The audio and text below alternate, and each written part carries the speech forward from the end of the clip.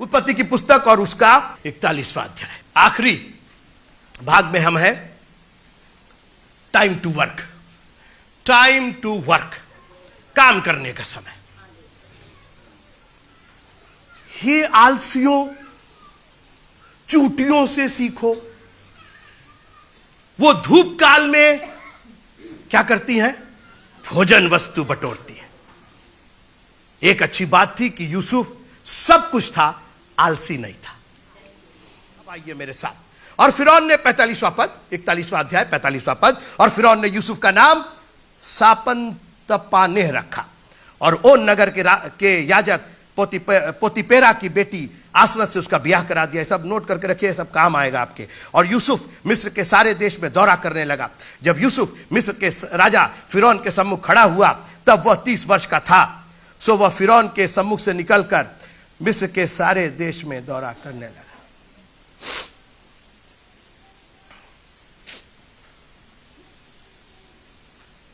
छोटी रिस्पॉन्सिबिलिटी, छोटी सीमा।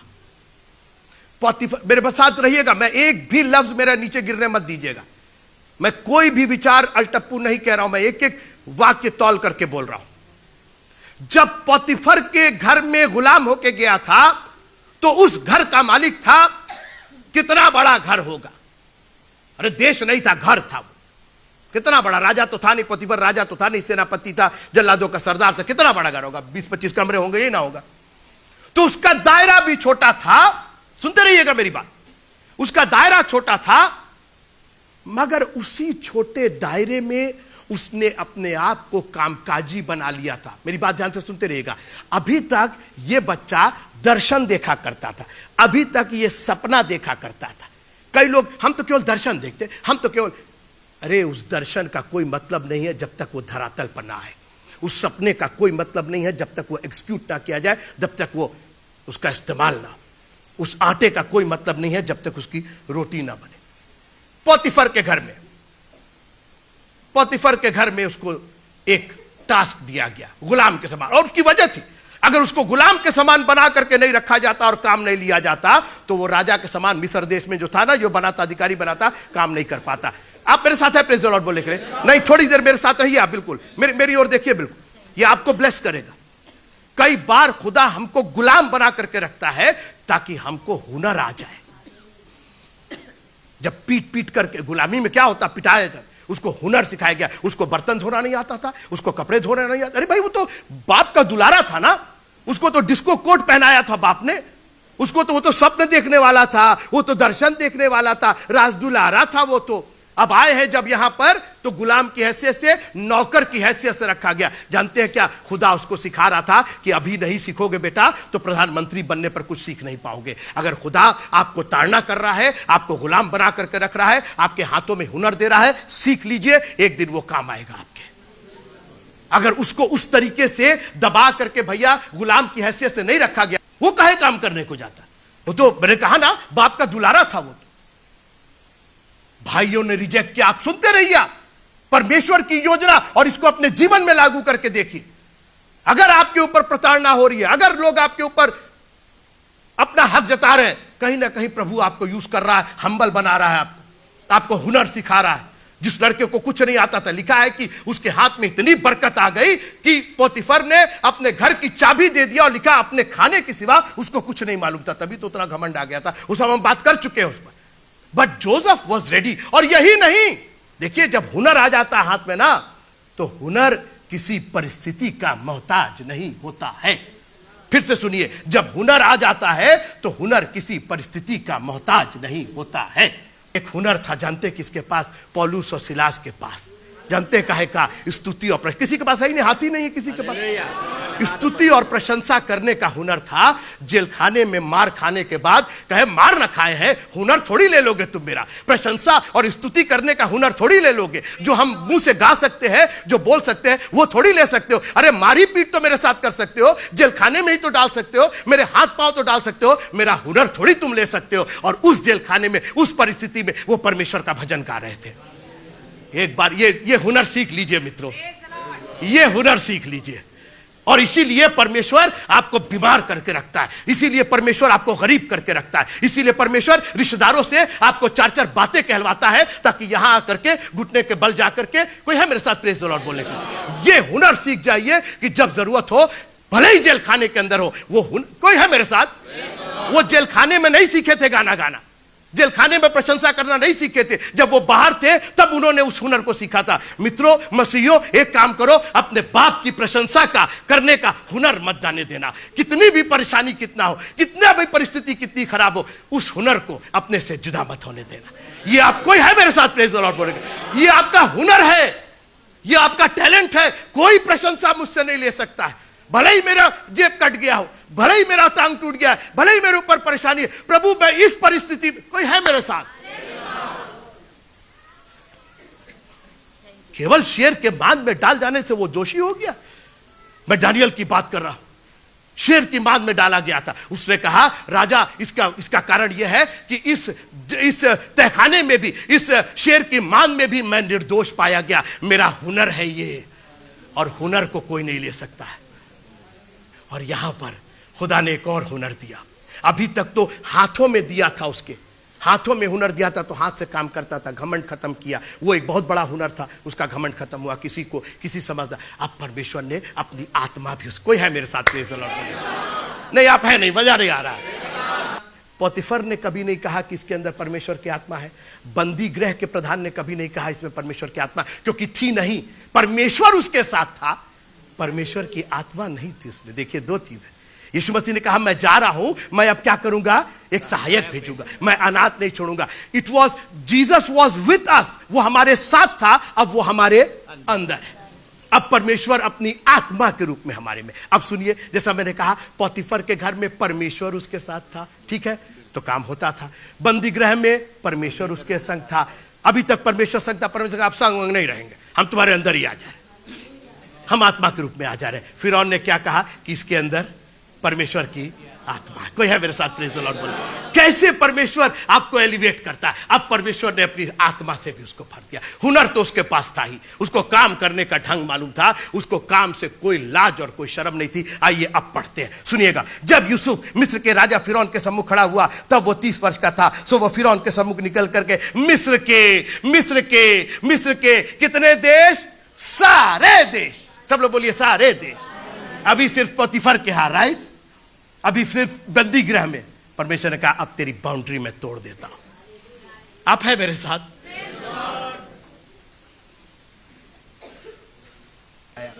और यहां पर यूसुफ को पोतीफर के घर से निकाल करके जेल खाने में, थोड़ा बड़ा था ये घर, था थोड़ा बड़ा था, परमेश्वर ने कहा अब चल, मैं तेरे को मिस्र के सारे देश में घुमाऊंगा।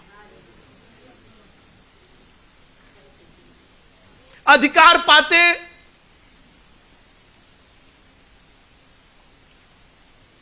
जब प्रधानमंत्री था तो प्रधानमंत्री आवास मिला होगा कि नहीं मिला होगा, प्रधानमंत्री आवास ही अपना रंगवाने लगे, पुतवाने लगे, उसका फर्नीचर बदलवाने लगे, अपने ये। मित्रों, हम लोग को एक काम दिया गया है, जाओ सारे जगत के लोगों को प्रचार करो, मैं तुम्हारे साथ हूं, तुम घोर अंधकार से भरी। God has created us to work, जा तू भी ऐसा ही कर। ये सारे देश में भ्रम ही नहीं कि चलो भाई अब तो मंत्री बन गए हैं, अब तो जिम्मेदारी मिली है। मित्रों, आपको एक बहुत बड़ी जिम्मेदारी मिली है, उससे पीछे मत हटिएगा। प्रभु ने आपको ट्रेंड कर दिया है, आपको सिखा दिया है, परिस्थितियों ने सिखा दिया है, लोगों ने आपको ऊपर बहुत लांछन लगाया, बहुत बोला है, अब वो सब बातें आपके लिए निम्न हो गई, छोटी हो गई। बोलते रहो जिसको जो बोलना है, लगाओ जितना दोष लगाना है लगाते रहो, जितना हमको अक्यूज करना है, जितना आग में डाले, आग में होकर के आ गए हैं, शेर की बांध में होकर के आ गए हैं, इस सबसे ना डराओ हमको। आप है मेरे साथ, हाँ, अब ये कोड़ो ओड़ो से ना डराओ हमको, हमारा हुनर कोई नहीं लेगा, हमारा हुनर है हम जाएंगे, प्रचार करेंगे। सारे मिस्र के देश में वो दौरा करने लगा। Time to work. आलसी चूटियों से सीखो। धूप काल में क्या था, स्वप्न का फल क्या था, 7 साल अच्छे साल होंगे, लेकिन उसके बाद 7 साल अकाल के होंगे, ये मत भूलिएगा। अरे धूप काल है, 7 साल, ये बैठने का टाइम नहीं है, क्योंकि 7 साल के बाद अकाल आने वाला। अकाल नहीं, अभी हम आगे आ रहे हैं। अकाल होता तो चल जाता। सारे विश्व में दौरा करने लगे। चलिए पढ़ देते, थोड़ा सा खत्म करते। सुकाल के 7 वर्षों में, देखिए अगर सुकाल है तो अकाल भी है। और यह मत भूलिएगा कि एक दिन न्याय होगा हमारा और आपका। आज प्रभु नहीं पूछ रहा है कि तुमने मेरे वचन का क्या किया, मेरे बीज का क्या किया, रख करके सड़ा दिए उस बीज को। अरे तो उतने बीज था, खबरदार जो आपने कभी कहा। लिखा है कि वो बीज बोने वाले को बीज देता है। आपने बीज बोया ही नहीं और बीज पाने के चक्कर में चले गए। When you sow, you grow, you get it. दो तो तुम्हें दिया जाएगा। और उसने सुकाल के 7 वर्षों में भूमि बहुतायत। यही तो प्रॉब्लम है ना, जब हम लोग को एंजॉय मिल जाता है, ये 7 सुकाल के हैं, तो हम सोचते हैं बस अब तो हम कुछ करना ही नहीं, अब तो, क्योंकि भूमि अन्न उपजा रही। मेरी बात ध्यान से सुनिएगा, आप मेरे साथ हैं?